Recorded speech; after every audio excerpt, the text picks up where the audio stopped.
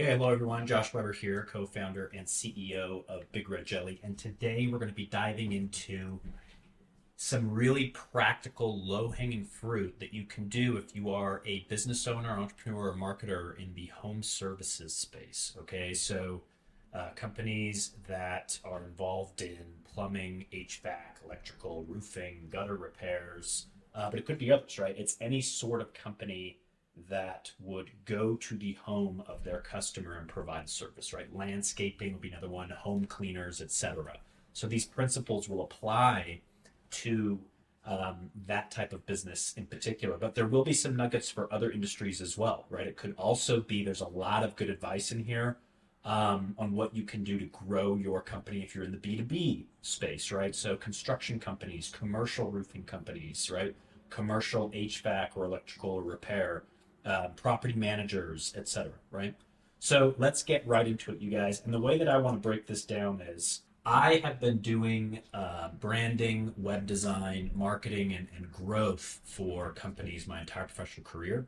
I have a personal love for businesses that are in the home services space. Why? Because it's very competitive, right? It is a competitive space. There's a lot of businesses out there that do what you do. But if you differentiate, I accept the challenge, right? If you differentiate and you follow these principles, you will grow better, faster, and further. So I'm going to break it down into 5 categories. Brand principles that you can keep in mind, okay? Then we're going to talk about content. Then we're going to switch to build, which is your online experience, your website, your tech stack. Then we're going to talk about strategy and rolling it out. And then we're going to talk about grow a little bit, right? But most of this will be going over the brand and the build because that's where I see so many of these home services companies go wrong. They have foundational issues, right? And they jump straight to Google Ads or SEO and expensive or complicated marketing and advertising campaigns. When in reality, that's good. You're still going to grow, maybe, but you've got cracks in your foundation, right? Your brand isn't properly positioned. Your brand messaging is off. You don't know who your ideal customer is. You're not differentiated enough from your competition. Your website has poor conversion rates. Okay, your tech stack is missing a critical element. It's not automated and optimized, and so you're just sending more traffic to a funnel that has cracks in it, and that's going to lead to inefficient growth and wasted budget, slower growth than what you could be having. Okay, so let's jump into brand, right? And this is a brand that our Big Red Jelly brand team just finished. As a matter of fact, the Bug Doctor. Okay, you can go pretty in depth when it comes to brand, but I'm going to keep this very, very, very simple. Okay. Start with the brand. Okay, the brand is the perception that your customers have of what you do. It's way more than just your logo. And one of my first pieces of advice here in developing your brand. And I'm not saying you have to rebrand everything, get a new logo, because I understand you probably have truck wraps, van wraps, merch, flyers, door hangers that already have your logo on there. Let's talk about other things that you can do to elevate your brand. Number one tip here is it's better to be different than to try and be better, right? So if you go and research your competition and look at their unique value propositions and look at their reviews and read their testimonials and read their home pages, maybe you'll see some unique value propositions there, right? And to be honest, a lot of these businesses are it's super bland and it's super boring. For example, amazing customer service, 24/7 support, we're trustworthy. I have a mentor who once told me, like, those are all unique value propositions or even core values that are pay to play. It's like, yeah, you should have good customer service. You should have great support. You should be trustworthy. It's like, that's what you should be doing as a human being just to be involved in business. So be different, right? For example, if you're a plumber, maybe you can talk about how you put the shoe covers on, the shoe booties on before you go into someone's home. Right? Maybe you can talk about how you don't just fix the plumbing issue, but you also provide consultative products that could elevate the aesthetic of their bathroom or kitchen, right? So it's easier to be different than it is to be better. So think about what makes you different, okay? Then getting into the messaging itself, right? When it comes to messaging, I want you to think about a few things. So again, number one, leaning into what makes you different instead of being better. I want you to obsess over your customer. Okay, not use too much jargon from your own industry. I want you to think about what your internal messaging is. What's your mission statement, your purpose, your vision statement? What are your core values? Okay, what's your brand story? Why did you start your company? Always start with why. Get those internal, really important guidelines on paper, written out, and get your employees on board with that. Why? Because that will influence your customer-facing messaging. So when you go into customer-facing messaging, you can go into, for example, your elevator pitch, your unique value propositions or attractors, your company history, your tagline, the copy for your homepage. But it all starts to bleed through from that internal branding that I talked about before, right? So first get your brand positioning and differentiators right, obsessing over your audience, then move into internal brand messaging, then move into external brand messaging, then you earn the right to get into visual identity. And if you do those early steps correctly, the visual identity will almost start to create itself. And again, I can go into many principles here that our brand team would agree with. Simplicity is key. Okay, when it comes to visual identity, you want it to be memorable. You want it to be simple. You've got to think about the logo, the icon, the iconography. Can it be easily imprinted or embroidered on a polo? Can I tell what this is from a little ways away? One of the common mistakes I see in home services is the logo's doing way too much detail. It's hard to tell what it is from a distance, especially if it's on a van and it's driving by really fast. It needs to be simple and memorable. Think about the logos that you remember. Adidas, Google, Nike, super simple logos. Tesla, BMW, right? Very simple logos that leave that lasting imprint of, I remember that icon. I remember that brand, right? So you can see you get those stages right. Then we start to get into the next phase, which is content, right? Get your brand done correctly. Elevate your brand following what I just talked about. Then you can start to activate your brand with content. Now, when it comes to content, I have a couple quick tips. Think about and prioritize pieces of content, right? Once you're ready to roll out your brand and actually start creating content, think about pieces of content that are going to be evergreen and high leverage, meaning they're going to be seen many times, they're going to be used many times, many team members are going to use it. For example, email signatures, right? Invoicing and letterheads. Think about how many times you send invoices or payments or review requests or emails or texts. What's the visual that goes along with that? Those are going to be used thousands of times, right? And those are practical things, even more important to me than social media templates, right? Then you can think about sales enablement or print material, right? Refer a friend, door hangers. What's something you leave behind a customer's home when you finish a job? Do you have a sticker? Do you have a flyer? Is it 10% off the next appointment? Is there a referral bonus if they refer a friend or a neighbor, right? Business cards, print material, trifolds, flyers. You've got to have something physical that you leave behind when you do a really good job.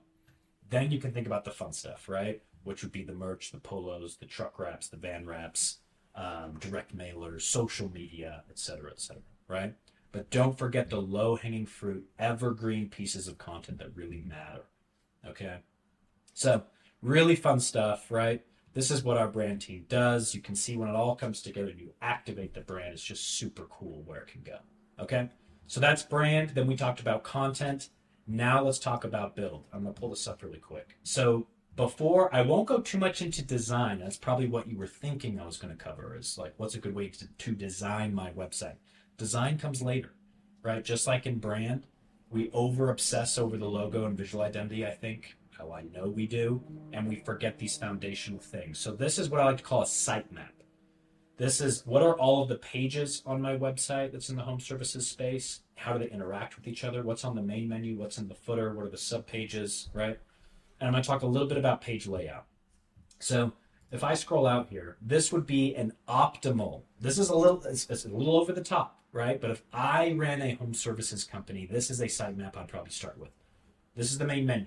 Okay, let's go over the main menu. So home page, this could be your logo. When you click on the logo, it goes home. That's totally fine. You can also have it in the main menu. Then you have about. I like to keep this on the left-hand side instead of too far to the right because I want this to be focused on calls to action.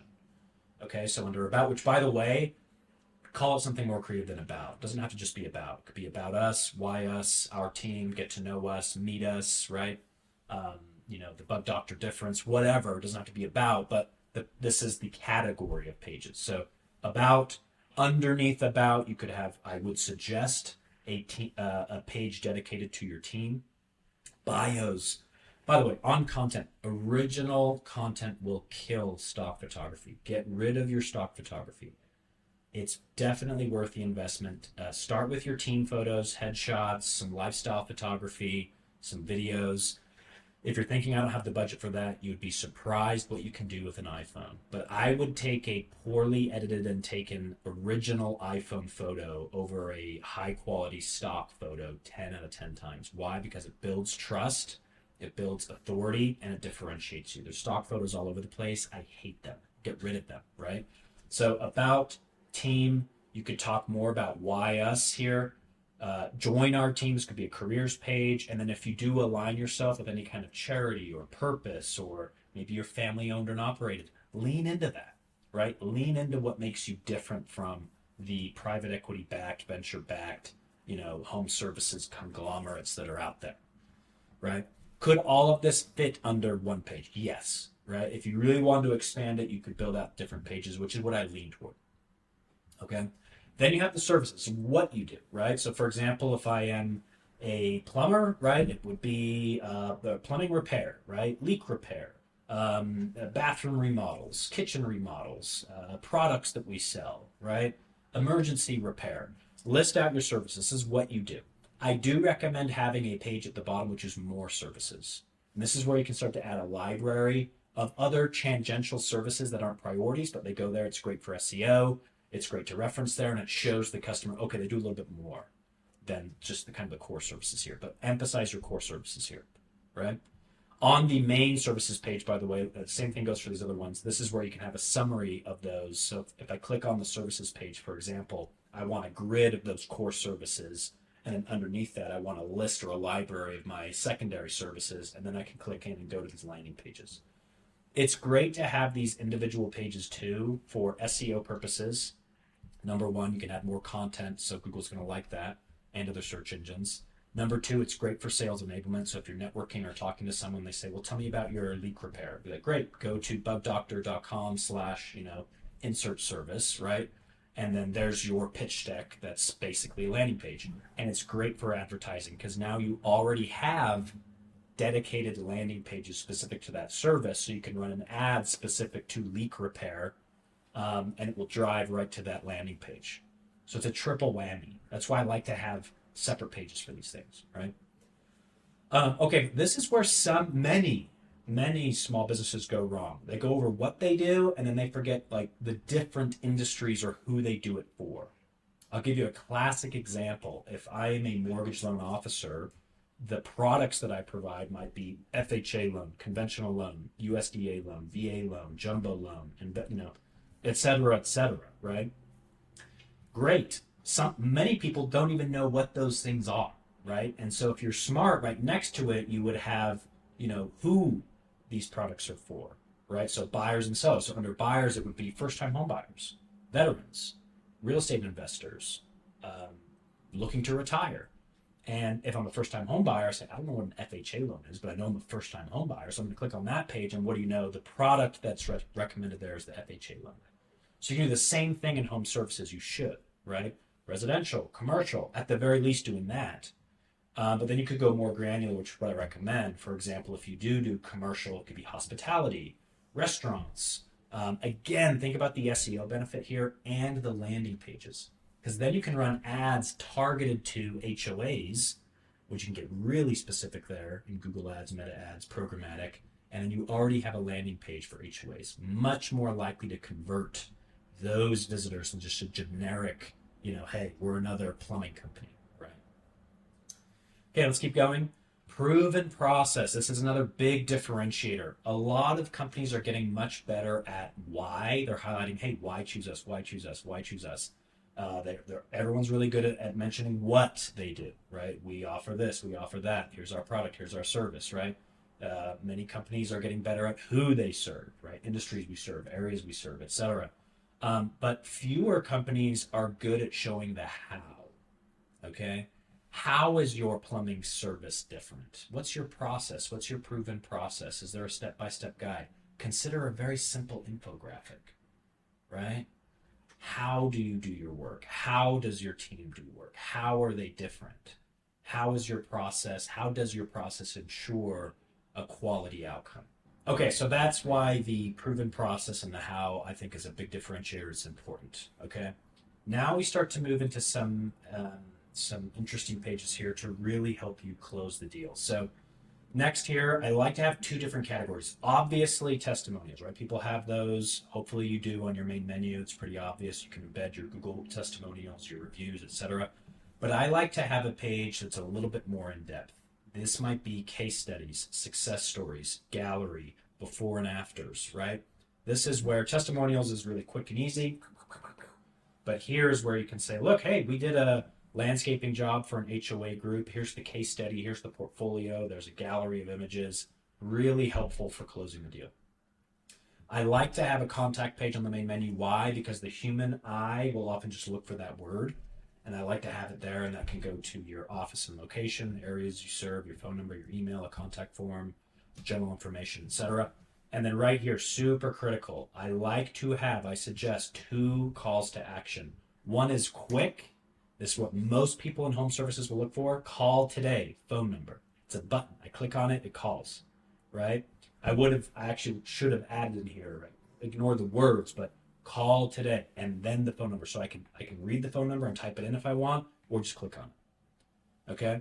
And then this one is a little bit more passive, a little bit more secondary. Free quote, free audit, free inspection, right? Request a quote, request an inspection, request a check-in, something like that. Most people in home services will click here. Some that are doing a little bit of shopping or preventative stuff will go here. And you want both, okay? Some people are a little bit more averse to just calling someone. They prefer messaging. But most will be here in the home services space, right? Okay, jumping up here, secondary menus. I love secondary menus. Let me show you an example. If I go to Parkway Construction, this is a build that we did. Notice the secondary menu appear. What it does is it frees up some real estate on the main menu. Okay, so careers, news, offices, subcontractors, social media links, that can all go in the secondary menu because I want to focus on the core things here on the main menu, right? So on the secondary menu, this is where I love having resourceful material. Your social media icons, resources. So let's use the plumbing example again. So you could have guides, downloadables. You could have additional FAQs here. You could have careers, applications, forms, stuff like that. Payment links, right?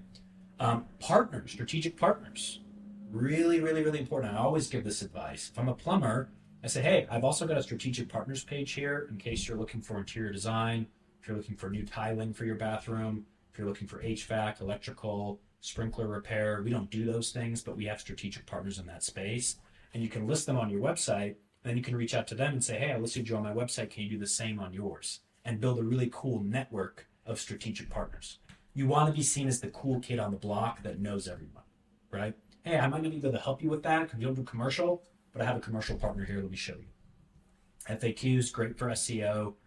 Location and office hours, highly recommend this. Showing the area you serve, where are you located, builds that trust. Contact info can also be listed up here. And then your blog. Call it something different than your blog, right? News and updates, tips, landscaping tips, plumbing DIY, special promotions, right? But that's where your blog's going to go. So you'll notice that some of these pages are going to be content-rich pages that you're constantly adding more to for SEO purposes. So your blog is going to be one. FAQs could be one, resources could be one, partners could be one, definitely these 2, success stories and testimonials. And then when you really tidy these up, those are more evergreen. Okay. So now let's go into the homepage layout. Now you might be thinking, Josh, this looks pretty long. Yeah, I do like a longer homepage. I like having, this is the highlight reel of your company. Most people won't scroll past what? Most people won't. In fact, probably about 80% won't. But I like to have this full-blown layout here. Why? Because it helps close the deal, helps increase your conversion rates. Great for SEO, again, and content. And for that 20% that really is on the fence, this is what will seal the deal. Okay? So I won't go in too much into the design, but I will go into the flow. So header, super important in home services. Quote form should be on the hero section. Header, subheader, 2 calls to action, or 1, your phone number should be there. So it's on the hero section. When I say hero section, it's that first image that I land on, right? Boom, contact us, right? And then up in the corner, request consultation. Okay? Make it visual. Less is more, but have that quote form, have a call to action, background image, background video, background graphic, etc. Seasonal banner right here. Have some sort of cool offer, right? 25% off summertime HVAC repair. 20% off if you refer a friend. 10% off for first-time customers. And you can just update that every season or every quarter. People like a good offer, a good promo. Right underneath that, social proof. Testimonials, 5 stars on Google, BBB, Better Business Bureau certified. We're Angie's List top, recommended. Yelp, 5 out of 5, whatever it is, Facebook. You want that social proof. And that should be a narrow banner, and you should see it ideally at the bottom of the hero section so I get a glance at that. Okay. Then you go into why. This is my recommendation. I like to go into why. Again, be original here. Don't use the pay-to-play UVPs. Trusted. We're high quality, friendly, great support. No, be different, right? Then you get into the meat and potatoes. Okay, here's what we do. It's what we do. Super practical. Here are our services. This is who we serve. Go into your people. Notice how it's kind of highlighting the menu that I talked about down here, right? So what we do, who we do it for, how we do it. This is your proven process, okay? The team, build that trust, original photos, headshots. Now comes the social proof, right? Additional social proof. Testimonials about the team, success stories from the team. And then everything beneath here, for me, this is just showing that you are current, you are active, you're a professional brand, so you have your blog on here, follow us on social media. You could have a secondary lead magnet here, like download our summer landscaping guide, download our hottest plants of the fall, kind of showing them that you're thought leaders in space. Finally, having your most important FAQs and then a call to action at the bottom, again with that quote form, the button, header, subheader, and then in comes your footer, right? And that leads me to my final piece of this video. I know I said I was going to talk about grow, but we'll save that for the next video. In the footer, this is where you have that additional resourceful material. Areas we serve, right? Great for SEOs. You can start to list out the individual cities or counties or areas that you do serve and link those there. Careers could be here. Embedding your Google map could be here where you're located. Office and hours, special offers. As well, in your footer, you should have all of the pages from your main menu as well, right? So if you look at the footer for Parkway Construction, really cool call to action. They work with a really cool charity here. Social media, they've got their useful links, they've got the phone numbers, boom, logos there. Notice the detail of the background, so it's not all just bland, kind of white, kind of break up the white space. Here's their proven process graphic. It really does a lot for them. This is a very high ticket B2B construction company, so it's a little bit different, but you can pull some nuggets from that. So anyway, you can see, you guys, why I take these foundational things so seriously. Because if you've got a subpar sitemap, if you've got a confusing brand, if your content priorities are out of whack, you can run ads and you are probably still going to grow depending on what your strategy is, but you're not going to grow as effectively and efficiently as you could be without these foundational pieces in place. So if you want to chat, reach out to us anytime. We do free consultations and we can walk through this. And this is meant to be customized, right? You can customize this and cater this to your business size, the CMS that you're using for your website platform, who's managing your website, your budget, right? So this is a starting point, but this is what I suggest to take to the next level. Good luck out there, and let's keep growing. Thank you.